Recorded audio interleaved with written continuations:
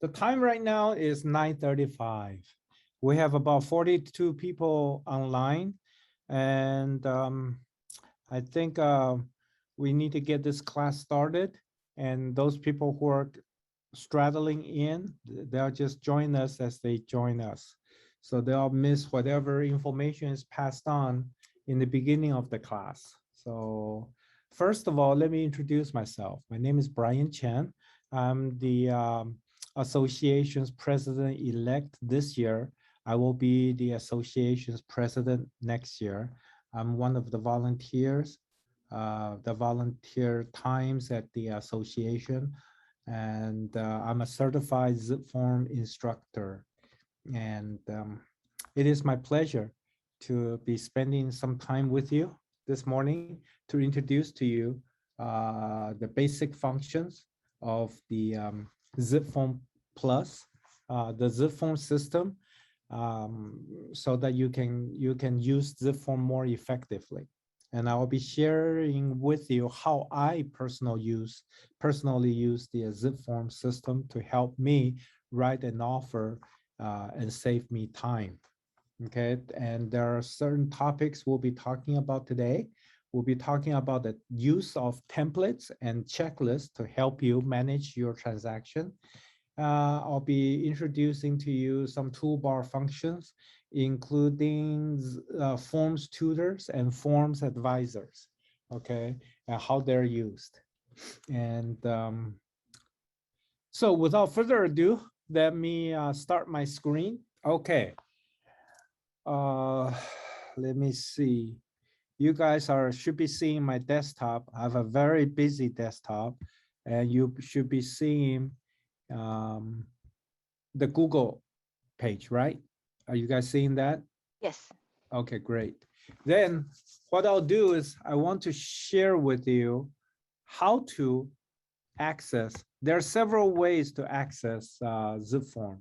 zipForm is such an important part of our daily lives as a realtor. We use it frequently. So there are many places you can get to it. The first place I will introduce to you is through the West San Gabriel Valley Realtors website. As a member of the West San Gabriel Valley Realtor. And if you're members of another association, that's fine. Every association within CRMLS has the access to the zipForm on their homepage. At least they should. Okay, just go to West San Gabriel, www.wsgvar.com. That's West San Gabriel Valley's Realtors website. So you'll see this very familiar place. There are many useful information that you can get from our association's homepage, including some forms that you may need if you want to change office and things like that. You can come here to download forms, application forms. You see here, MLS login, that's for your CRMLS. On the upper far right-hand corner, you see zipForm login. When you click on that, this will take you to the CAR zipForm login page. And you can log in by putting in your username and password from CAR. If you're a brand new member, you will get your username and password from the West San Gabriel when you join, and then you need to go to the CAR website and register yourself.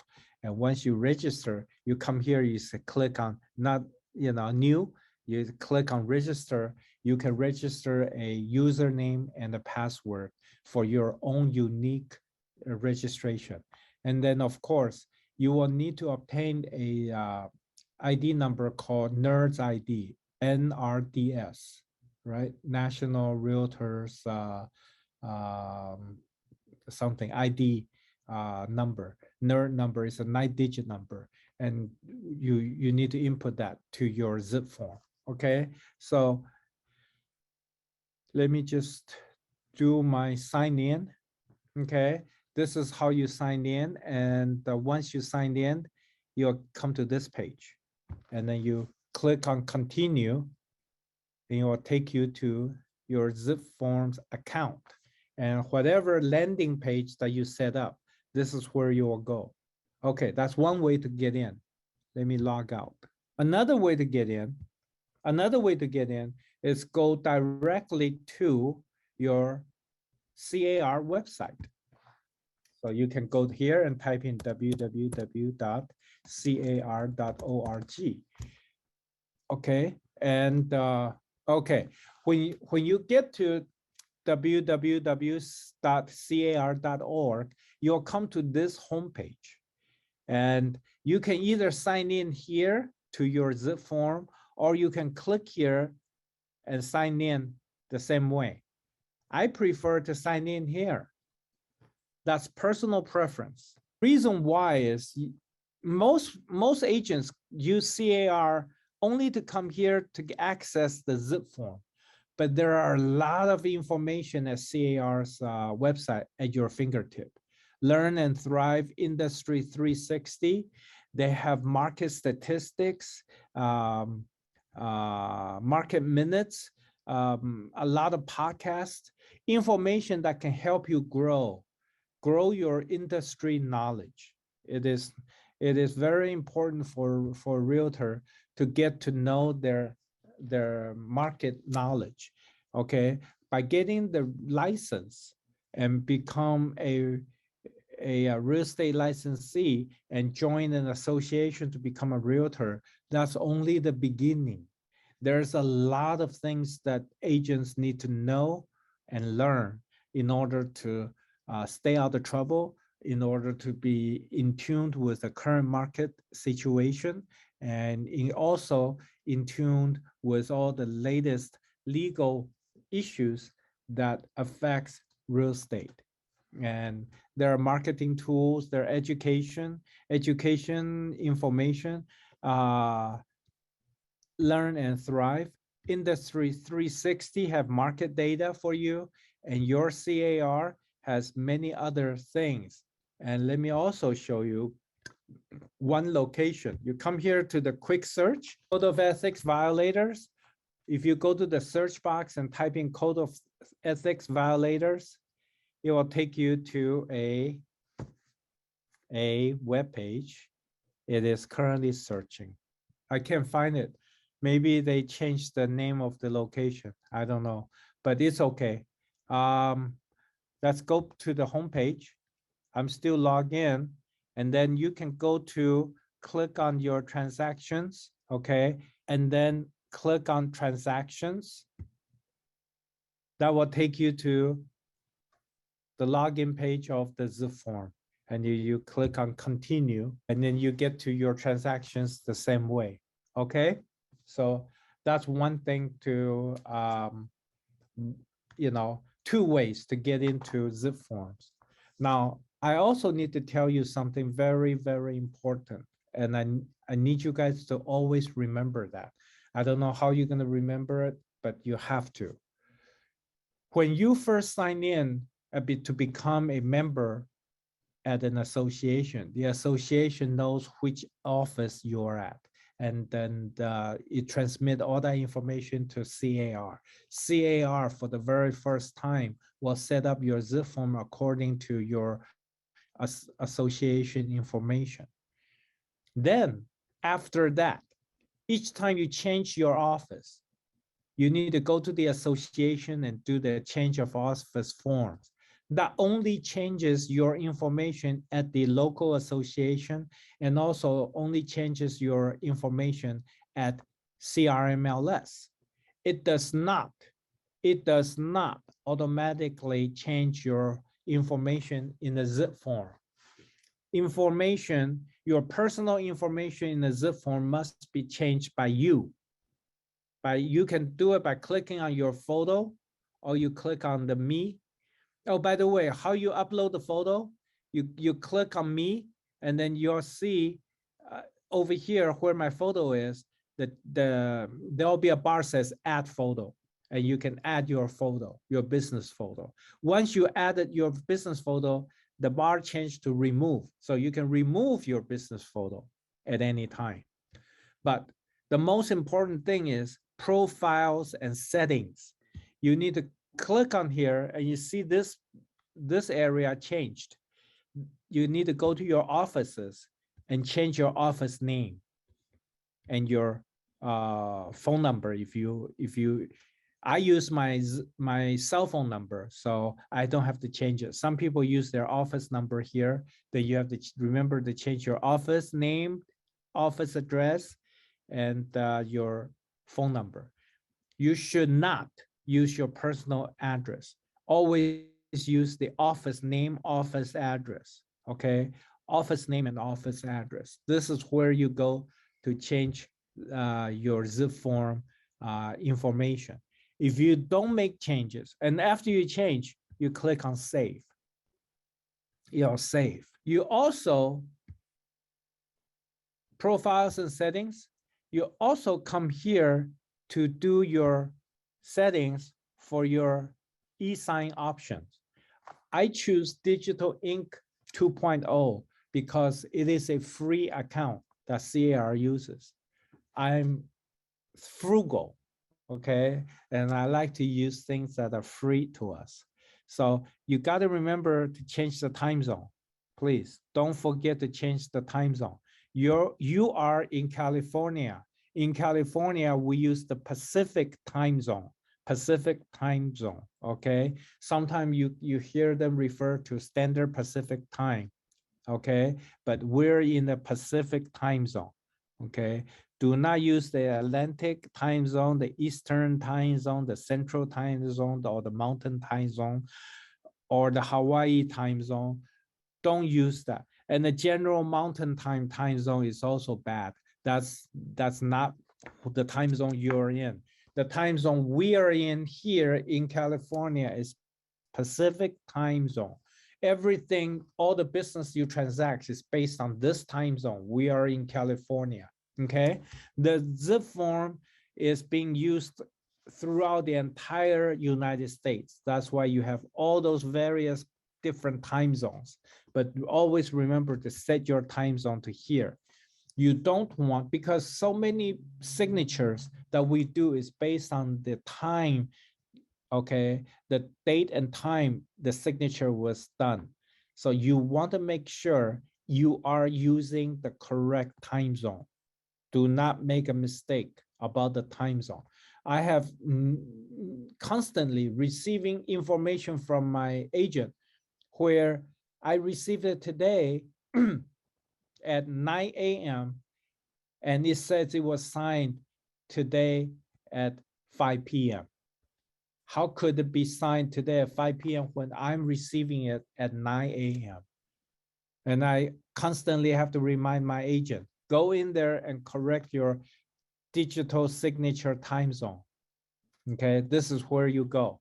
So remember, your settings is all about your personal settings, okay? Your digital ink preference. I know there are a lot of people use DocuSign because they have DocuSign accounts. If you want to use DocuSign with your zipForm, this is where you go to change the DocuSign, okay? This is where you go to do your DocuSign. Also, the landing screen. Remember when you log into zipForm, mine comes to my transaction list. That's because I set it up this way right here. You can set it up to go to your dashboard or your transaction list. I personally prefer to go to my transaction list first. That's my personal preference, you know. So you guys can set it up however you want. Okay. Time interval for automatic auto saves. I set it to 15 minutes. Some people like it fast, so it's 5 minutes, that's fine. You can do that. Okay, you can change your time setting. That is how long it will take the zipForm to automatic save whatever you're doing. Okay. So if you prefer saving it automatically, save whatever you're doing every 5 minutes, you can do it every whatever time interval. Okay, just remember, If you set it at 60 minutes, that means every hour.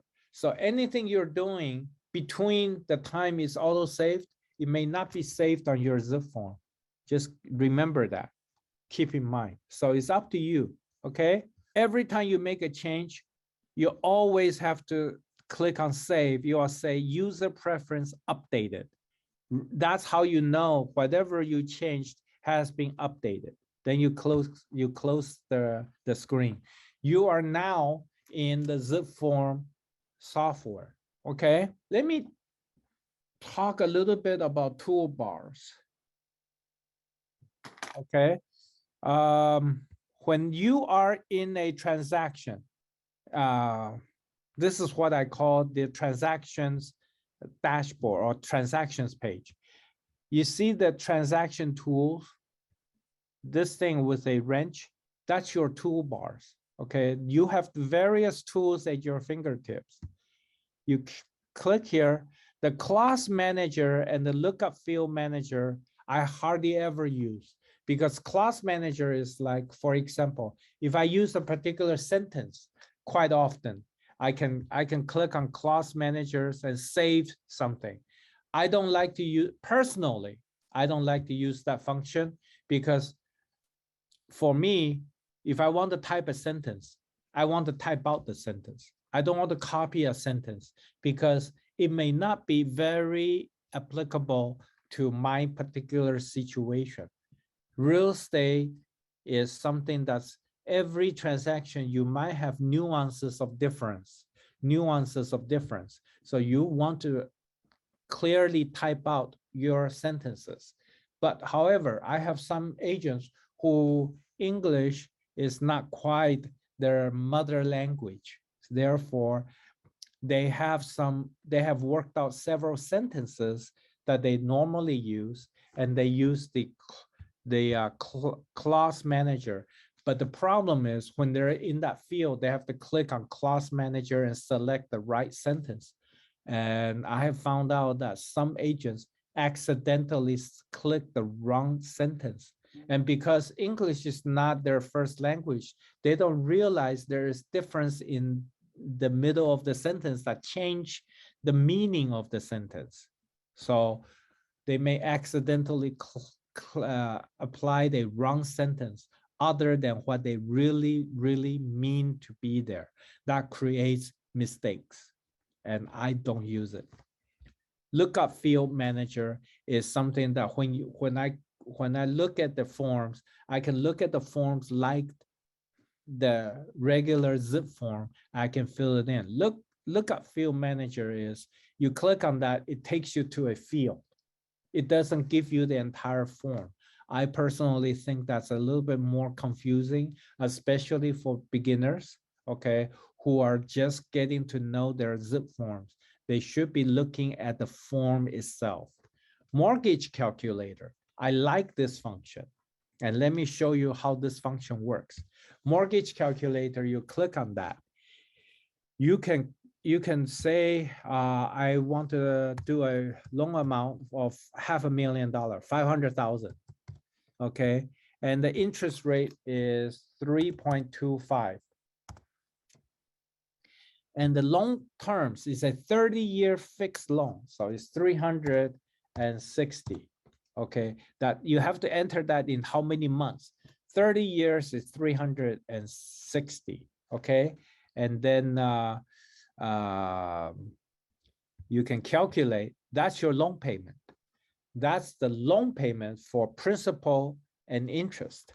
Now, I can also go in there annual. I want to know what you ever heard of the term PITI? Principal, interest, tax, and insurance, PITI. That is the number the lenders use to qualify a buyer or a borrower for a mortgage loan, PITI. If you only calculate the loan payment, that's only PI. You're missing the TI, tax and insurance. How do you do the tax and insurance? This is where you go to do it. You type in your annual property insurance amount. For example, let's just say that for this particular property, the property insurance is $1,500 a year. You type in the yearly number and your property tax. Just say that this property tax, I'll just make it up, okay? 900,000, okay, times 1.25. So $900,000 home value times 1.25%. That's an estimation. So it's 11,250. That's my annual property tax, okay? Then if you get a loan less than 20% down payment, there may be mortgage insurance. There may not. You need to talk to your lender about it, okay? So usually mortgage insurance is required when you have less than 20% down payment, okay? So you do your calculation again. You have your mortgage payment. You have your total monthly payment, 3238.53. That's your PITI. Okay, that's your PITI. Your monthly expense is your property tax and property insurance monthly. Okay, this number, 125 plus 937.50. I know that it is a little bit hard to see because it's shaded. It is a shaded area. So if your property is closing in October, the first payment is due will be December 2021. So if you're closing your property in October, there is no payment for November because the law requires a 30-day waiting period before the first mortgage can be due. So your first mortgage is December. So you'll change that to December. Right here, amortization table. Now you know your first payment date. You can do a display table. After you have calculated your monthly payment, your monthly tax and insurance, and your total monthly, that's a PITI, you can do a calculate. Okay, once you calculate it, you can type in your first payment due date, do a table. When you do this table, it will take you, first payment is December. Why did it display January? There is a glitch we may have discovered. Okay, there is a problem. So I think what you have to think about is this. To work around it, I will start. I know my first payment is December. I have to make sure the first payment starts in December, okay? And then this tells you each month your principal payment, your interest payment. This is to help you explain the mortgage payments to your clients. It goes all the way to the end of the payment. The last payment theoretically will be November 2051. That's the 360th payment, okay? So this is something that's you can do for your client. But remember to explain to them, this is only an estimate. This is only an estimate. It's a schedule. Their actual amortization depending on what date their payment receives. What date their payment receives, okay? So this is a loan calculator that mortgage calculators, I find that is more helpful to real estate agents than just a regular loan calculator that only give you the mortgage payments and or interest rate, mortgage payments, okay? Because this gives you an actual table that you can show to you can even print out the table and hand it to your client. You can print out the table and hand it to your client. But always remember to tell your client, this is only an initial estimate. Your actual will be coming from the bank. You never want to put yourself in a position where you tell your client, what I say is more correct than the bank. The bank's mortgage amortization takes precedence, okay? Because you don't know when your client is making the payment. This calculator assumes the payment is due on the first day of each month. They receive it, the bank receive it. But as you know, many people may make the loan payment out on the 7th because the mortgage coupon says, oh, you have until the 15th. Okay, the 16th is when the late payment penalty is due. So they make the payment later. And that adds more interest into their loan because loans are amortized based on outstanding balance on the daily interest. So keep that in mind. There's two more very useful tools. One is called Forms Advisor. Forms Advisor. If I'm doing a transaction, most of you may be working for a broker that has a transaction document list. For example, my company on an average requires about 53 documents per regular residential sales transaction. We have a document system, computer system, where our agents go online when they do it, and they'll see the required forms, and they have to make sure they're uploaded. Okay, that's electronic tracking. Many real estate companies have simply a printed form says these are the required and with a check mark, and then you turn in your transaction documents on a paper and on a paper form and in a folder, and the cover sheet will have all the document included check mark. Okay, follow your broker's system. Follow your broker's system. But if you are in a situation where you're not sure what forms you are required to have, okay, California Association of Realtors has created this Forms Advisor to advise you what kind of forms you need for your transaction, what kind of forms you need for your transaction. For example, let's just click into it. It goes to a website, okay? This is a website, Forms Advisor website. And then you can select a list. You can select a whatever, a type of transaction. Or you want to create a brand new one because you're using it for the very first time. Then you can create one, and I can name it 10/18/21 30-day purchase, okay, sample or demo. Okay, so I'm gonna create one for 30-day purchase. You see the top tabs, just like your listing input, different tabs asks you for different informations. You need to answer all of these questions, each page, 1, 2, 3, 4, 5 pages. You need to answer all 5 pages to make sure to let the computer know what kind of transaction you're in. So are you confirming compensation? Yes, I'm confirming. This is a default, okay? Read through the questions, and if it's yes, answer yes. If it's no, answer no, okay? And after you finished answering these questions, says accept selected items, okay? Now it takes you to, do you see that? It takes you to the next page, property. What kind of property? You need to know what kind of property is it?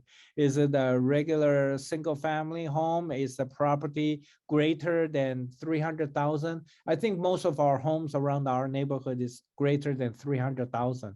There's a reason for that because that has something to do with FERPTA, okay? So the default selection is pretty good, okay?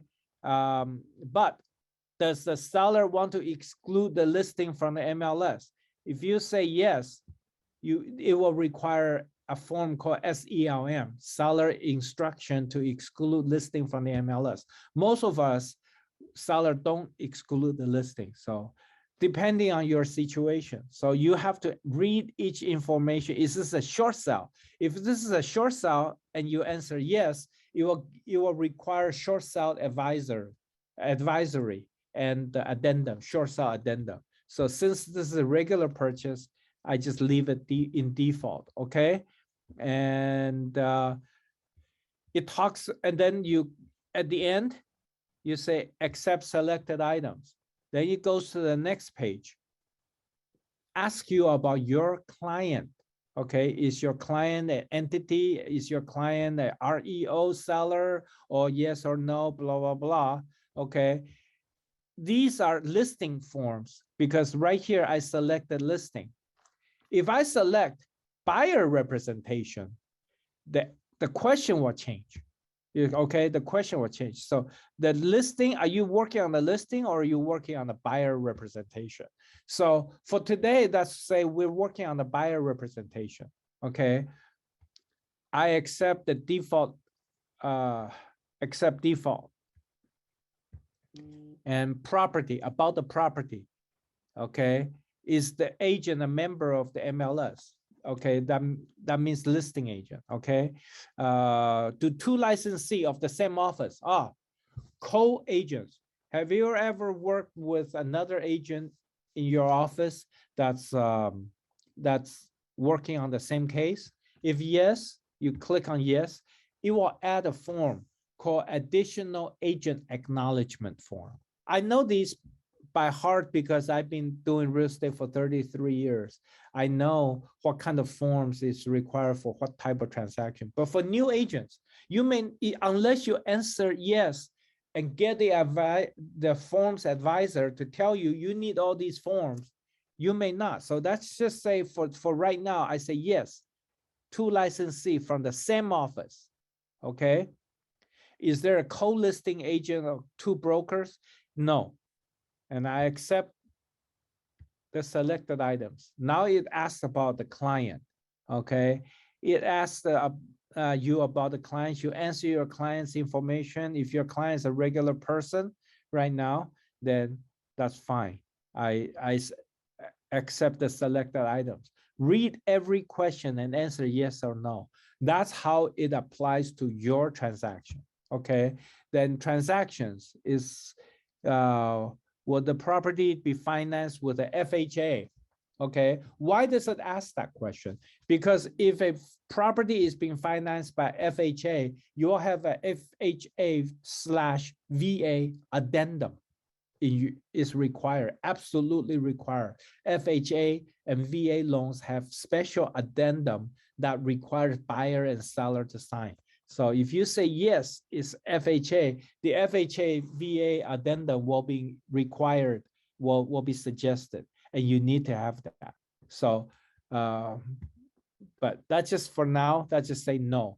So you now have an idea on how to use this form and how to answer each question, okay? Because the questions you answer, the answer to each question changes the kind of forms the forms advisor will advise you that you need to properly transact this transaction, okay? Because there may be legally required forms for now. Let's just do a FHA. Yes, we'll say this is a FHA buyer, and you will see the FHA addendum is required, and I accept. Now, this is the summary. The summary is page 1 through 4. It restates all the questions, and you say, okay, that's fine. I accept. Okay, I accept. Analyzing. Okay, and then get recommended forms. You will see all these forms are recommended for you to do this transaction. All these forms are recommended for you to do your transaction. Okay, so if you work in an office that doesn't give you any kind of advice on what kind of forms you need, blah blah blah, yes, you need all these, including what? Qualified substitute declaration. Okay, because remember, this property is over 300,000. Okay, this property is over 300,000. Okay, so this is how you use Forms Advisor. Now, the next tool is useful is Forms Tutor. There are a lot of forms in, you come to here, Forms Tutor, Access Forms Tutor. It takes you to the Forms Tutor website. There are a lot of forms that you may not know how to use. Okay, you may you may want to know how to fill out a particular forms. Like for example, buyer's inspection waiver. You don't know what that form, how to fill out that form properly. You click on this, and it takes you to this area. This is the forms. You can read about the forms, and you see this radio dial. It tells you about the forms. It explains about the forms, but you can also listen to it. Can you hear? I cannot hear anything. Why? Today, the voice explanation is not working. For some reason, it doesn't do it when I'm sharing. I don't know, is it because there's some problem with sharing this? But if you click on the play button, it's supposed to read all this text to you.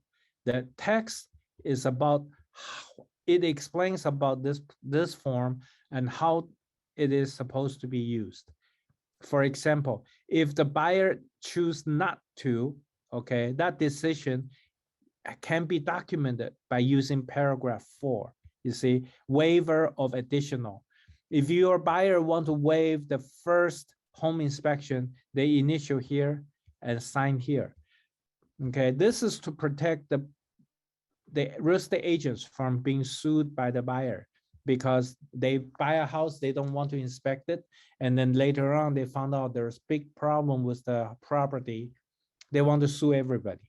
If they're supposed to do a home inspection, you advise them.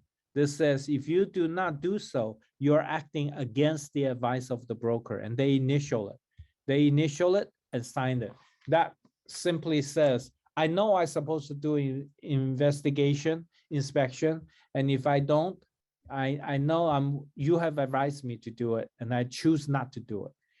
This will save you from a lawsuit later, okay, because you have advised them. And additional investigation is for, like for your physical inspection report, if it says foundation crack noticed, recommend further investigation by a foundation specialist. If your buyer said, no problem, I'm fine with it, let's just move on. You come here, check the general home inspection, and write in the report company name and the date of the report, and have them initial here and have them sign it. That's paragraph 4. So this form can be used by 2 different situations. Contingency removal, same thing. But contingency removal, this is about the form in general. And this is about this area, how you filled out this area, okay? So normally you should be asking your broker's advice. But in case your broker is unfamiliar with certain forms, this is where you can go. The Forms Tutor you on a form. So just remember, Forms Advisor advises you on what kind of forms you need to do a transaction. Forms Tutor you on how to use a particular form. Not every form has a Forms Tutor. It takes the CAR a little time to create the Forms Tutor module to add into the Forms Tutor. So not all forms have a Forms Tutor, okay? But most of the forms do have Forms Tutor. Okay, so you can go through the menus here, and they're listed alphabetically. Demand to close escrow, okay? CSD, representative capacity signature disclosure for buyers, representative capacity signature disclosure for sellers. If your buyers is using a cooperation or a power of attorney to sign documents, or you say LLC, or is a trust, you need to use these forms, okay? So every forms that listed here has the forms advisor on it, but not every form is listed here. That's what I'm trying to say, okay? So there are menus you can go through and know what kind of what kind of form you need to use. Withdrawal of offer. This is something that I constantly get asked by my agent. My buyer made an offer, okay? They made an offer last night, but today they saw another house they like better. They want to make an offer on that. What should I do? What if the seller accepted the offer I presented last night? Okay, before the seller has communicated they accept or counter, if your buyer changes their mind, want to cancel that offer, you need to use WOO, withdrawal of offer form. Get your buyer to sign it, send it to the listing agent right away.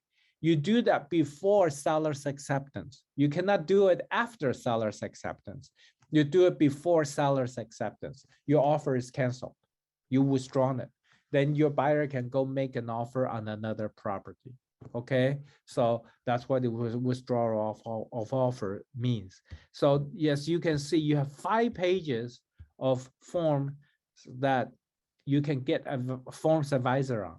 You can also display more than 10. For example, if you display 100, then you don't have the pages. You only have 1 page because you're displaying just about all the forms that they have on forms advisors on, okay? Forms tutors on. So there's 43 forms that they have forms tutor created. There are other forms that they don't have forms tutor created. You just have to read through those forms carefully and talk to your brokers on how to properly use that form. Hopefully your broker is familiar with it and can give you advice, okay? I'm done with the forms tutor, forms advisor, and the toolbar functions. Let's talk about how to use templates, okay? I'll show you the forms. You can find the forms right here, okay? But I want to talk about templates because many of the things that we do on offers, most of the offers, we have similar inputs, right? Most of the time, if it's a 30-day escrow, then it's 17-day contingency removal for the buyer investigation, 21-day loan contingency removal, and we have buyer requests for repairs. We have, sellers disclosure and things like that. Many of the transactions are similar, even though the inside the detail content is different, but generally they're similar in nature. So zipForm created a feature called templates. zipForm created a feature called templates. You can set up different templates for different situations in your transaction. Like, for example, I have a notice of default purchase by investors. That's a transaction that I use. Yeah, I create a 30-day purchase template. Okay. I also created a 45 days template. Okay. That's Brian Chen. That's my preference. Today, let me just simply introduce to you what a template is and how to use it. Okay. That way you can create your own templates. Create your own templates for transactions, for different type of transactions. So I'm in the templates. Remember, on this, the green color indicates where you are at. If I'm at the transactions, the transaction is green. I'm in the transaction that I have created in the past. Templates are empty. Okay, think of it as the overlay. Many of the typing are repetitive. For example, your office name, office license number, your name, your license number, and all the other things like home warranty you want seller to pay, all that typing, all can be done inside the template. So the more you have saved in your template typing, the less time you will use when you're doing an actual offer. So I have set up my template so complete that the only thing I need to add in a transaction when I'm actually doing a offer is the price and the buyer's names and the seller's names.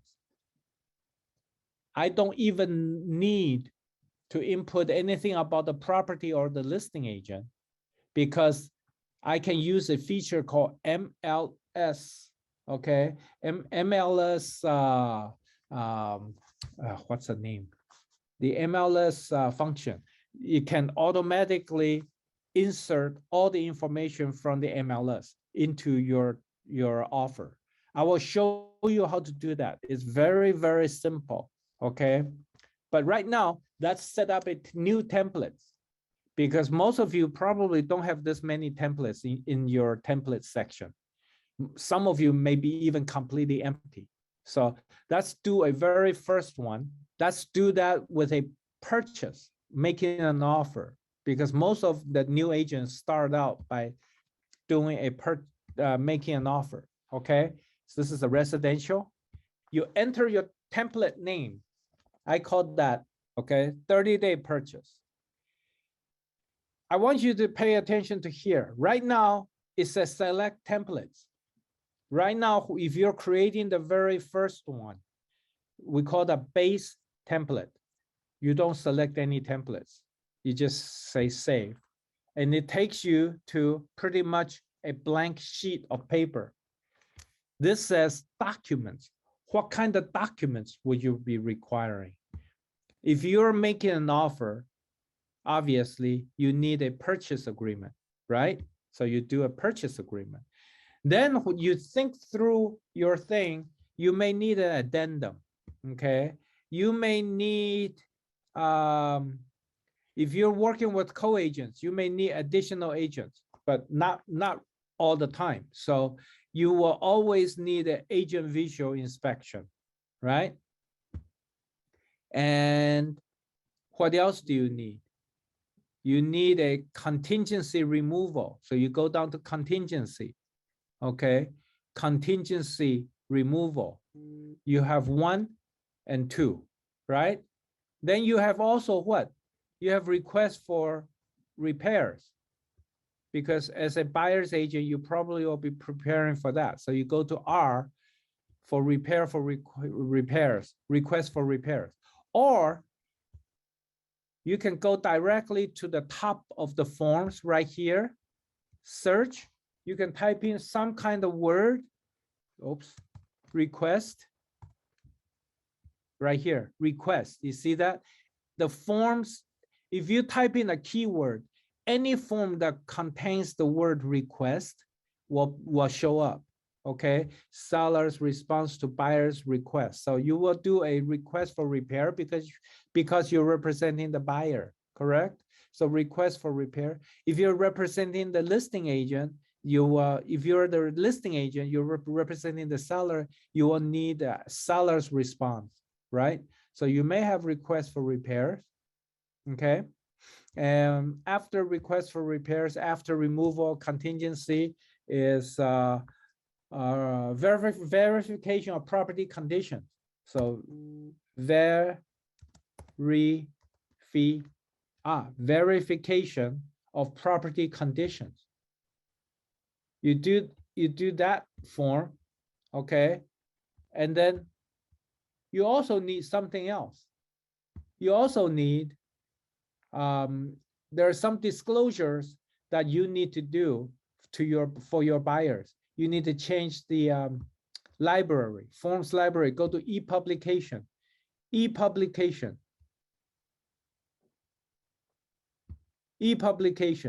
You need to do 1 through 6. Okay? Then you change back to California. So as a selling agent, these are your basic forms. Of course, you'll have other forms like seller's disclosures, TDS, SPQ, water heater, smoke detector, all of those. You may need all of that, but those are coming from where? Coming from the seller side to your buyer. So as a basic transaction, you may just need these forms to get by, right? Now, you have selected the forms in your templates. You need to start filling out the forms. Remember, whatever information you put in here will appear in the future transactions when you select this template. So you only want to type in the information that will apply to every situation.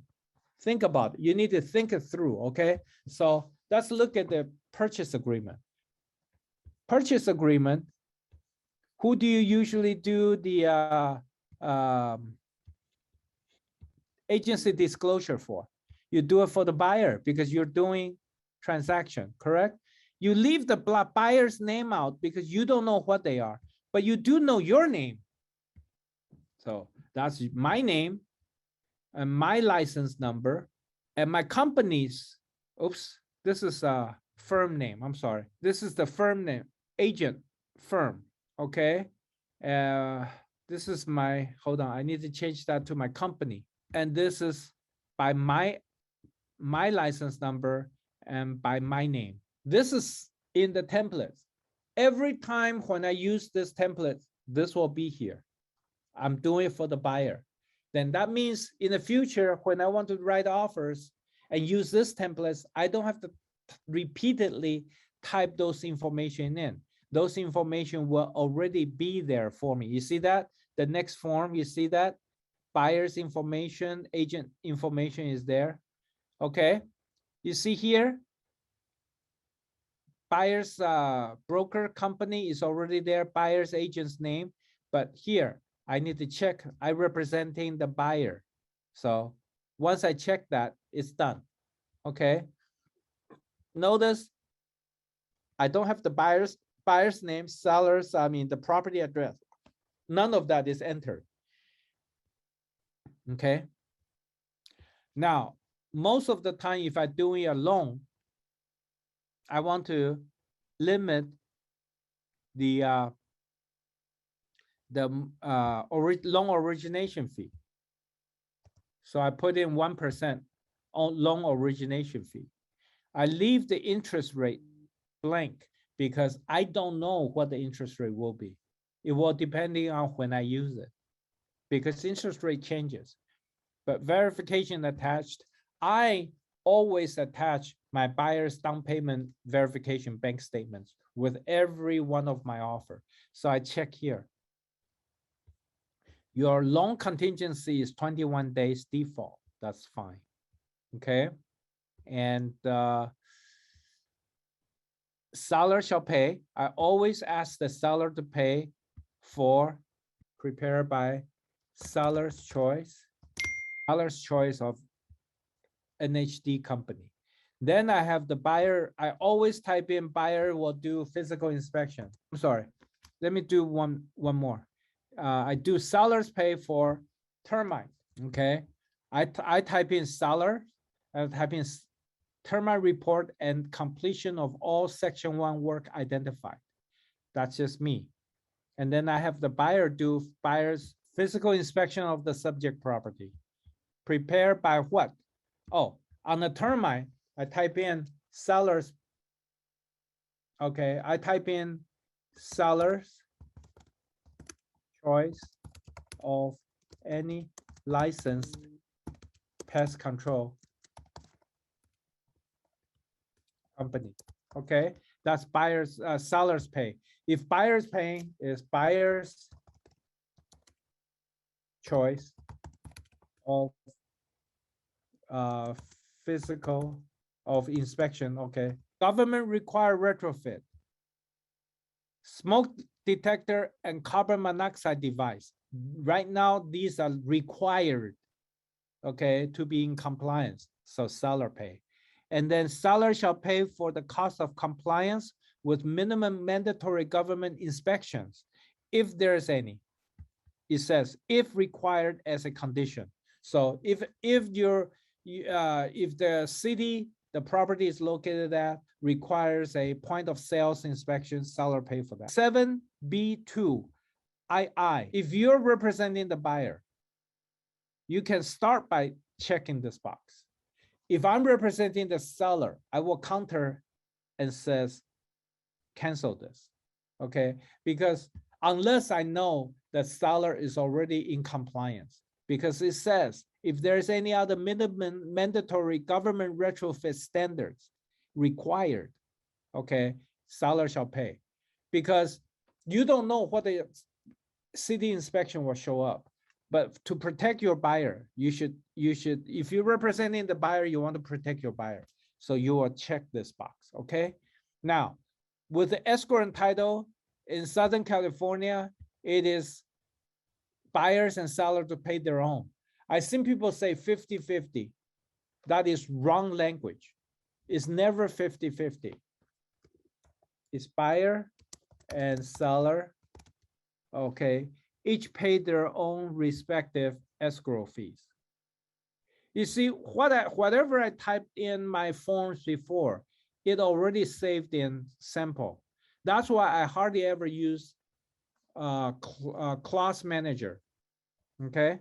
Escrow holder shall be, okay, whatever you want to say. Usually because we're in a seller's market, we let the seller choose. Seller shall pay for title, homeowner insurance, okay? Seller's choice, okay? Seller's choice. County transfer tax, yes. If there's any city, you type in if any, okay?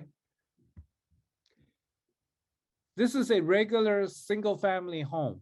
This is not a HOA. So I don't have to worry about the HOA. There is no HOA. You have to make sure you know whether or not there's HOA, okay? The template I'm using is for a single family home without HOA. So this is just without. This is still a template, okay? And then seller pays not to exceed, I would say $600 for an upgraded air condition, including air conditioning. This is home warranty, 1 year home warranty. I always ask the seller to pay for 1 year home warranty, not to exceed $600, because most of the policy will be under 600. I know in some, if your property has 2 air conditionings, then you may need to up this to $800, okay? Because this is covering 1 air conditioning unit. Some larger homes may have 2 air conditioning, you need to adjust, but most of the time it is not. And then I will say buyer's choice. You want the buyer to choose their own, okay? So you offer buyer's choice. Everything you type in here is already saved for future use. So it may take you a little time to set up your templates, but that's okay. You should be happy, because why? Make sure, hold on. Every time when I filled out this, every time when I call this templates, all of these typing, I don't have to do again. I don't have to do all those pre-typing again. That will save me a lot of time whenever I am doing transactions, okay? So let me just review back each, okay? Then I know, okay, that's fine, that's fine. So my template, basic template is pretty much done. So this is my demo. This is the today that I did one. So this is called saving your templates. You select the forms in your regular transaction that you will use. For example, my regular 30-day templates have a lot more forms because I also make sure I have all of the disclosure, like a notice of your supplemental and things like that. That's my personal. You should check out what forms you normally want or your broker require, and make sure you select all the forms your broker require for a regular purchase. Okay, residential purchase. You notice I have another one called condo. Okay, let me show you how I create a new one called, this is a single family. Okay, this is a single family. So I want to create a new one for you, but I want to show you a feature called template within a template. I use condo or PUD because PUDs, even though they're single family residents, they have HOAs. So I want to do that. So this is a new template. You see over here, select templates. Here is where you go and select your templates. So if I select the templates I just created with you, okay, and I say save, you notice all the forms I previously selected from the other templates already here. And now let me show you something else. When you load the forms, everything that I created for the last template, everything is already here. Then I just go here and says seller pays for the HOA, seller pays for the HOA, okay, and seller pay for any other private transfer fees. That's it. My template is done. That's how you can save a lot of time. My condo PUD template is complete because I used another completed template. This is called using a template within a template. So now I'm back to the list. I have a condo PUD and a condo 30-day. Okay, so this is how you can save time for yourself. It's very important to save time. Now, this is how we do a template. I want to show you how to do a checklist.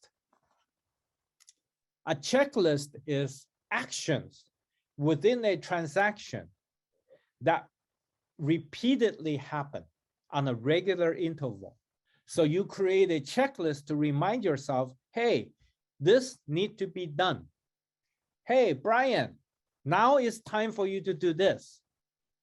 The system was actually sent you email every the night before the task is due. For example, if I have something that's going to be done on the 21st, on the 20th at night, I will receive an email reminding me, Brian, you need to do this on the 21st. This is the powerful use of templates. Templates help you. The checklist right here. Let me just show you what I have already created. Task I created. In a regular sales, what need to be done? Earnest money deposit, right? You need to do AVID. You need to negotiate with buyer. Okay. You need to then investigation contingency due. Okay. This is a sample I created.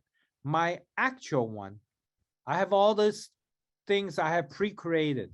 Buyer's deposit due 3 days after. Call to set the inspection appointment. I even remind me for that. Hey, you need to call and set the inspection. Inspection and do your selling agent's AVID. I do that. Okay. Seller's disclosure that's due. I remind myself so I can remind the listing agent, hey, John, your seller's disclosure are due. Please send them to me. You want to keep on top of the transaction. Review all the disclosures with the buyers. That's 10 days after acceptance date. Send an RR to the listing agent. That's 14 days after offer. Why do you want to do it 14 days? Because you want to do it 3 days before the removal of contingency. Why? If you cannot negotiate an acceptable RR, your buyer may want to back out. So you don't forget to do your RR first. You put it in a reminder. On the 14th day, you have to do the RR with your buyer and then send it over to the listing agent to start the negotiation. Okay. Many agents, if they don't do this, they forget about it. And then until the listing agent calls them up, say, hey, contingency removal is due. Send me the CR. Then they realize I still need to negotiate an RR. They send over an RR and the listing agent send them a notice to buyer to perform. They don't want to talk to you about it. They want you to remove your contingency. Yet you cannot remove your contingency, but you're late. They're pressing you, okay? So you do that before. So if you set all this up beforehand, it will help you. Remove loan contingencies, buyer's final walkthrough, check with escrow with about the loan doc. You see, I do that. Whatever I want the system to remind me to do in a normal transaction, I already pre-program it in, okay? So this is what a checklist looks like. Now, let me show you how to create a checklist. You need to create a checklist, just like you create a template for your 30-day single family purchase or condo purchase, okay? Now, I'm gonna show you how to create a checklist. You click on new. It is for a purchase. You type in whatever name you want to use, okay? You can, I do a sample or demo. I only gonna do a partial checklist because you need to spend the time to create your own checklist, okay? I'll do a 30-day checklist. Residential, okay? And then I save because I don't want to use templates because I want to show you how to create a checklist from scratch. So you do save. You see over here, documents or checklist. Normally it's documents, you add forms, but now you're creating a checklist. So you need to make sure you change this to a checklist and say a new checklist, okay? And you save. Now you have a 30-day purchase checklist, okay? You're creating, so you need to create one. So you click on create a new task. Each step that you need the system to remind you, you have to set it up. So the new task name is what? First is earnest money deposit, right? Or initial. Some people use initial. Is it a fixed date? No, it's a relative date, okay? It's a relative date to what? 3 days after acceptance date, offer acceptance date. Is it required? Yes, it is required. Responsible party, who does the system you want to remind? Remind me. I'm the agent. I want to always to be reminded so I can call up my client. It gives me the chance to talk to my client. Notify responsible party when due? Yes. If you don't check yes, there is no notification, then you're defeating the purpose. Then you click on save. You save one task. You see that? Initial. Then you create the next one. Call for inspection. Appointment. Okay. Usually you do, is it required? Yes. I usually do that relative to 1 or 2 days. I do that usually 2 or 3 days. Okay, so after acceptance. You don't want to waste time. Assign to selling agent, okay? And you want to require, yes. You don't worry about the email address because when you're in a transaction, you're setting up the template. When you're in a transaction, you will add your email list. So don't worry about that. Okay, another task is inspection and AVID date. Okay. I usually do that within 4 days. 4 days. Okay, after list acceptance date, it is required, and I assign it to myself. Okay, and I want to notify. Okay, so that's, you get the idea. So I hope you get the idea, so you can start setting up things that you need to do. Okay, reminder of whatever. So I don't want to continue because I can spend a lot of time doing this, and you get the idea. You guys need to spend time to set up your own templates and set up your own checklist. It is very important because the checklist, once you do a transaction, you have an acceptance, you open a transaction, the checklist kick in. It will send you email to remind you, because if you have one transaction, it's easy for you to focus. How about 5 transactions? I have real estate agents in my office that closes 5 to 10 transactions every month. They need to be reminded because every day they'll have a to-do list is all set up. This is how you can control your transaction, okay? And make sure you don't miss important dates in your transaction. You use the checklist. So today I'm just showing you how to create. You need to practice. You need to go and create your own transaction checklist, okay? So now that's back to list. I have a demo 30-day transaction checklist, only partial because I only show you 3 tasks. As you can see from my checklist, where's my checklist? My own 30-day checklist, you can see all these transaction actions. Okay, so you can take a screenshot if you want. Okay, you can take a screenshot if you want on mine, so that you get an idea of how many tasks it is involved in a regular transaction. You see, buyer signing loan docs. I even remind my buyer. I do that. I remind my buyer, you got to sign your loan docs. You got to sign your loan docs. You know why? Because if the buyer delay on that, your escrow is delayed. Okay. And I contact the listing agent for keys on the day before closing. Why? I will say, hey, John, the listing agent. Hey, John, we're closing tomorrow. Okay. So please, let's meet. Where do you want to meet to give me the keys to the property? Usually sometimes after 5 o'clock, between 5 and 6. Okay. So I do that one day before closing day. One day before closing day. As you set up your transaction, you will know your offer acceptance date and your estimated closing date. So you see, most of the thing is after acceptance, but there are things that are set up before closing days, like final walkthrough is 5 days.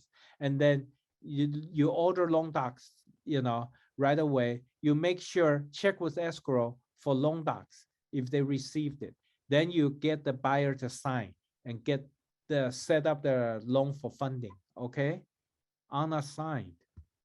I made a mistake. Selling agent. Okay, selling agent. Notify. Okay, yes. So I'm glad. Okay, there's an save. I didn't save it. Okay, so now all my checklist has somebody assigned, responsible party. Okay, so this is my checklist. That's Brian Chen's checklist. Okay, you guys should do your own checklist.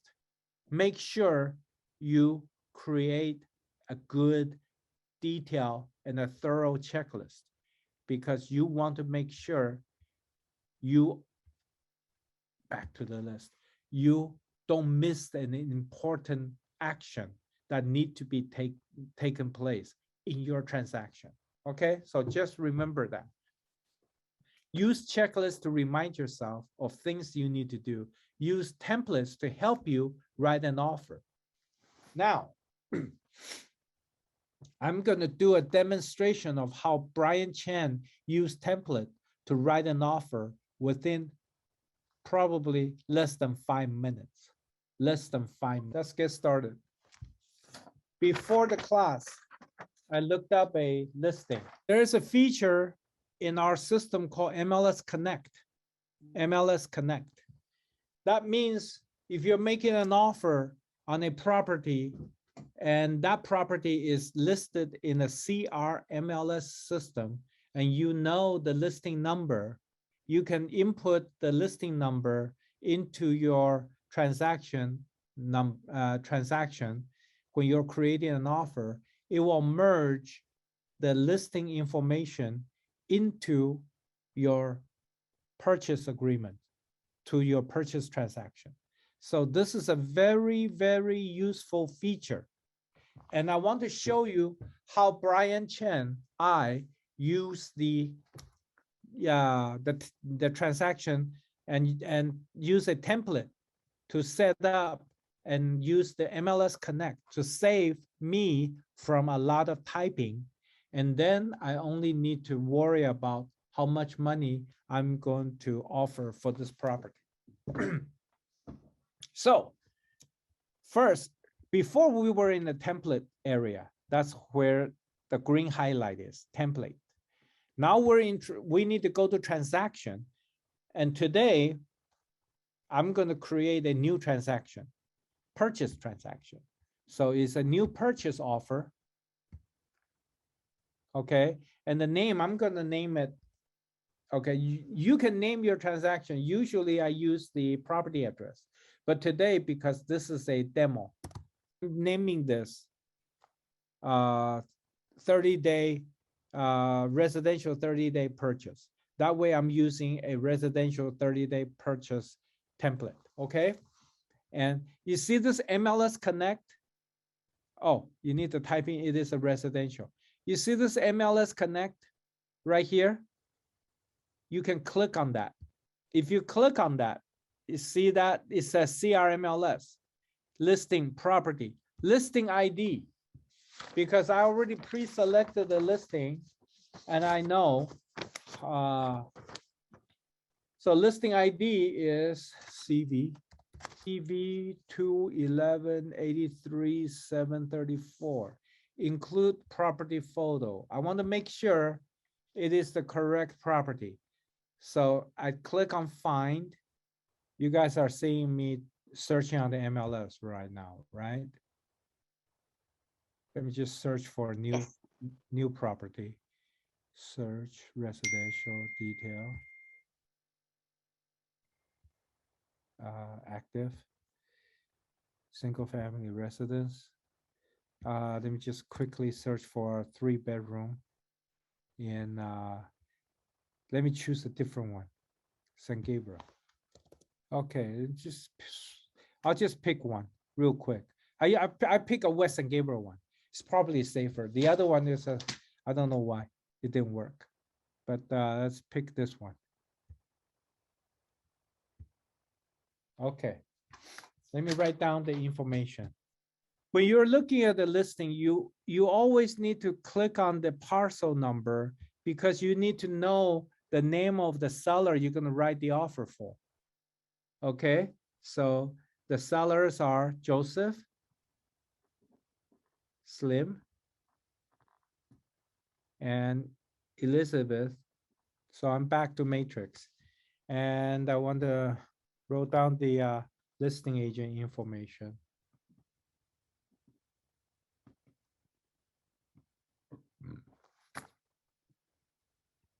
Okay, this seems like a fine listing. Let's just go and use it because it really doesn't matter what listing I'm using. I'm just demonstrating. So let me create a new transaction. It's a new purchase, MLS Connect, and type in the number. That's what I forgot. Listing number, WS 21219 598. Include the photo, fine. Something is wrong. The MLS Connect doesn't work for right now. I have to find out why. There's a system glitch right now. The MLS Connect function is not working right now. Too bad. Okay, so forget about MLS Connect. Let's go ahead and just do the transaction. So I click on save, and it will go to this transaction. Unfortunately, I have to use the other, the first listing, because I have the listing agency information all printed out. So I can do that. So the MLS number, okay. Right now, let's go right to my transaction to write up the offer. So let's go to forms. Oh, wait a minute. Let me go back. Delete this. I forgot to do something while I was talking. Let me create a new transaction. Okay. Instead of MLS, I need to add my template. It's very important to add my template. So let's use the templates I just created. Demo, right? So here is the templates. Then when I click on save, I go to the forms, the documents. I applied the wrong thing. Okay. I go to the documents. Now all my documents are here. So right now I go to the loading forms. I go straight to the purchase agreement. I only have one buyer and the real property. Normally, if I use the MLS Connect, when I input the MLS number, all of the listing information should have been inputted for me. Okay.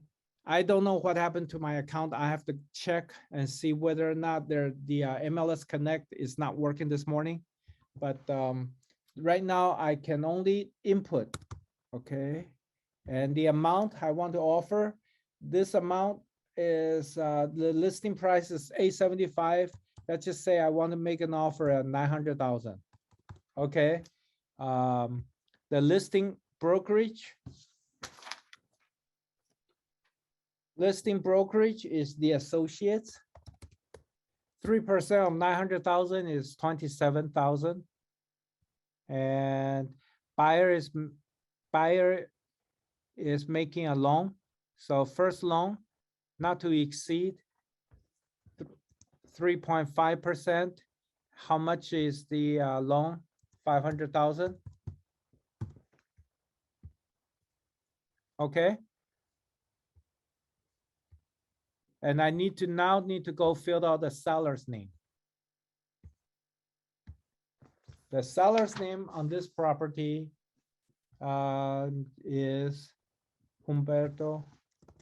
There is my offer completed. Notice that because I use a template, there's a lot of other repetitive typing I don't have to do. I don't have to worry about, like my information, you know, and the escrow fees, how they're distributed, they're all filled in for me. That's how I can do one. I could have done one. I could have done this offer in less than 2 minutes. If the MLS Connect is working, let me tell you, if the MLS Connect is working, the property address, the city, state, county, zipForm, and the listing agent's company and listing agent's name, license numbers, they'll be all filled in for me. All I need to type in is today's date, the amount of money offered, and the initial deposit, and the limit on my interest rate.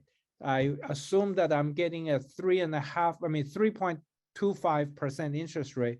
I add another 0.25% to add a ceiling. So that means if this later on the interest rate is exceed 3.5, my buyer doesn't have to take the loan. Okay, that's the offer. Okay. If you use the templates properly and effectively, it will give you, save you a lot of time when you write up an offer. I have seen agents in my office. They're not familiar with zipForm. They never created the templates. Even though I have trained train them on how to do it, they did not practice. When they have a buyer at the office writing an offer, I literally saw them writing an offer for 40 minutes, still writing the offer, not knowing what forms and things like that. It just, they're totally unprepared. I don't want you to experience that.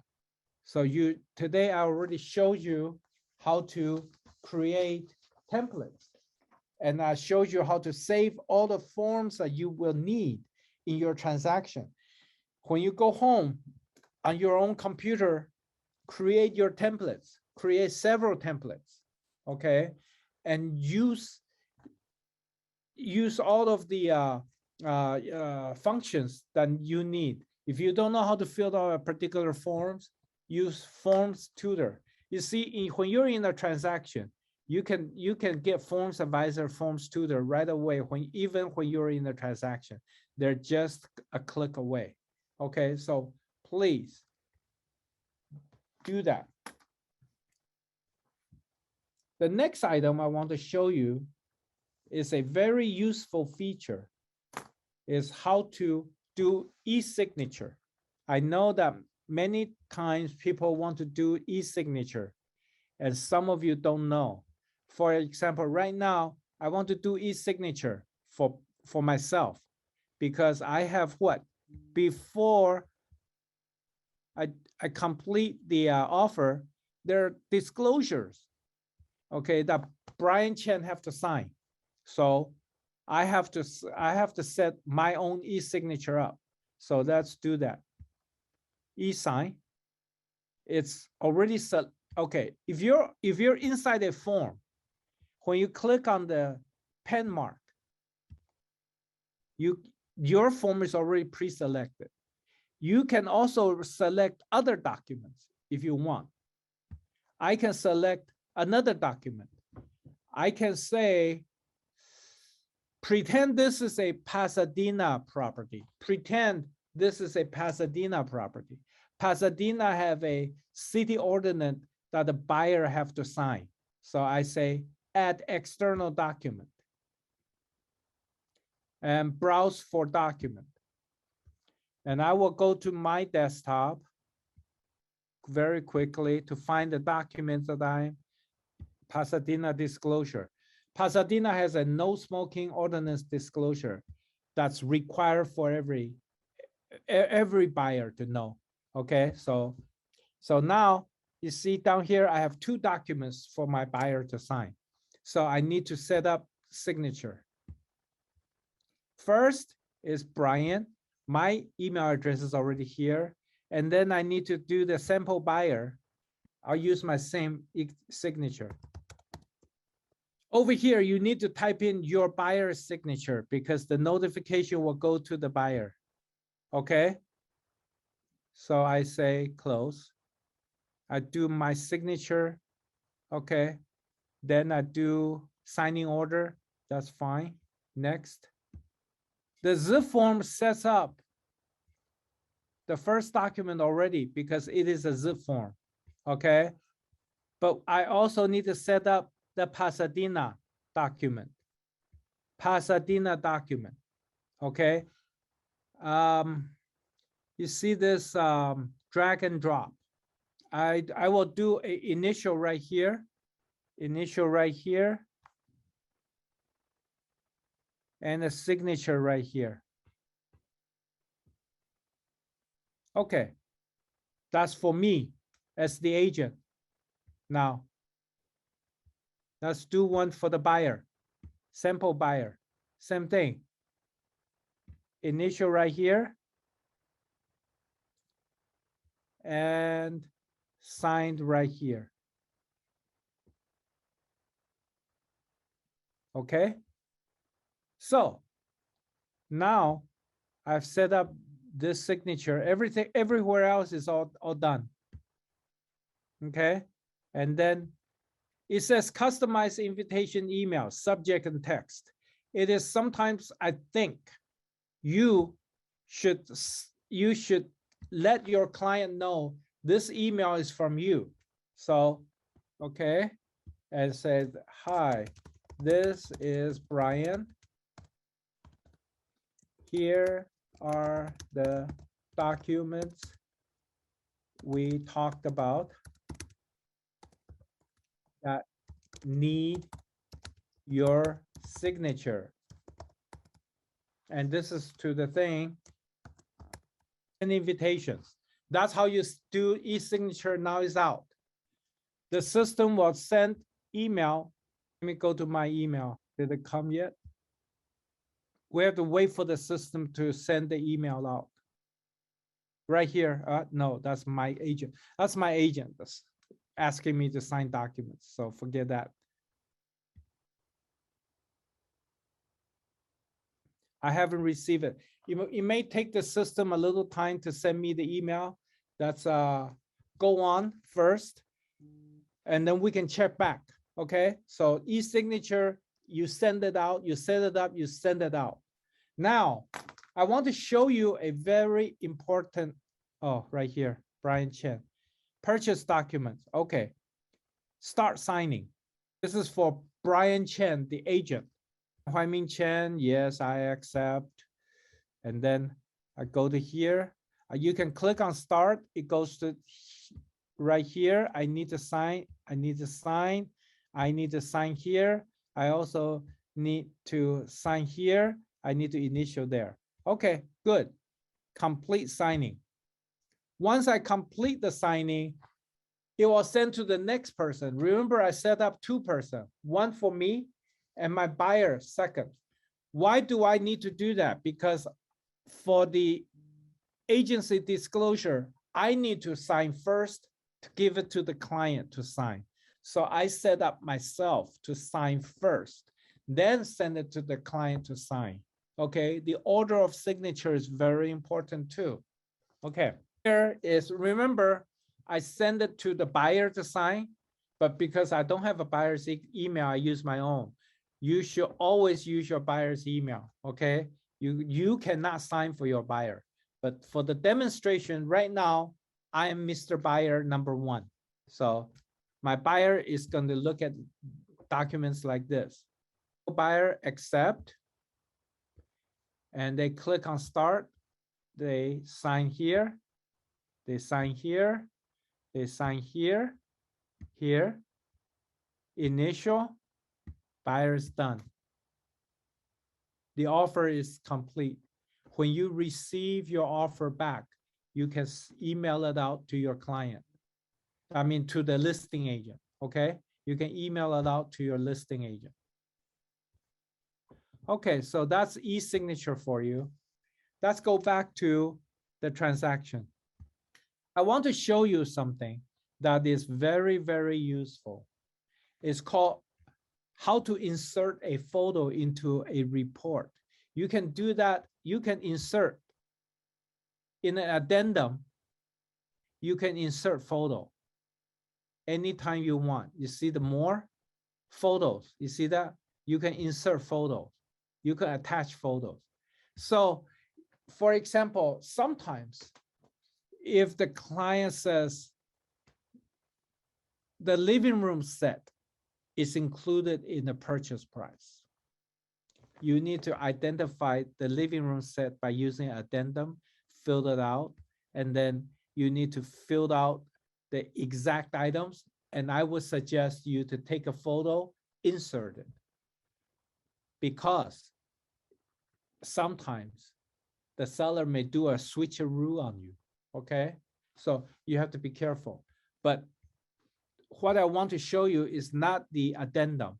Every agent does a AVID, right? Visual inspection, agent visual inspection. So the first one, the selling agent that's doing it, okay, is you have to fill it out. It says inspection performed by Pinnacle Real Estate Group, okay? And the property address is already filled in, okay? Today, let's pretend we're doing it today. What is the weather condition outside? Is it sunny? Cloudy. Cloudy and clear. It is clear, but it's cloudy. People present. You list out everyone who is there. So Brian Chen, buyers number 1, okay? Sample buyer actually. Okay, you list out the name. Today, my buyer's name is sample buyer number 1. Home inspector and seller number 1. Actually, I should type in Humberto, right? Humberto, what is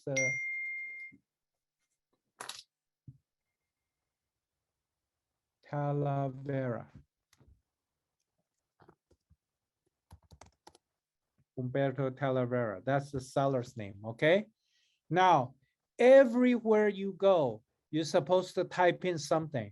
If you do not see a visual defect, you type in no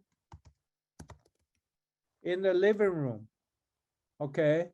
In the dining room, okay? Window sticks.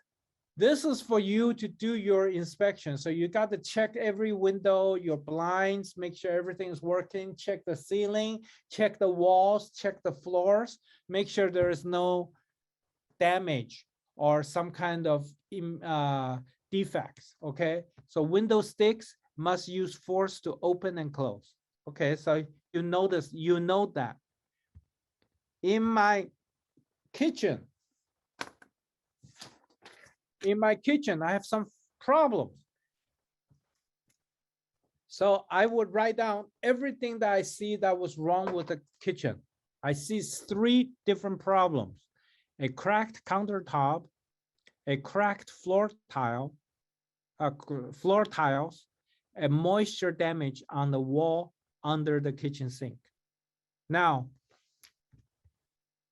I want to show you how you can attach some photos to it. Hopefully you will do this, you know, and take photos of the problems.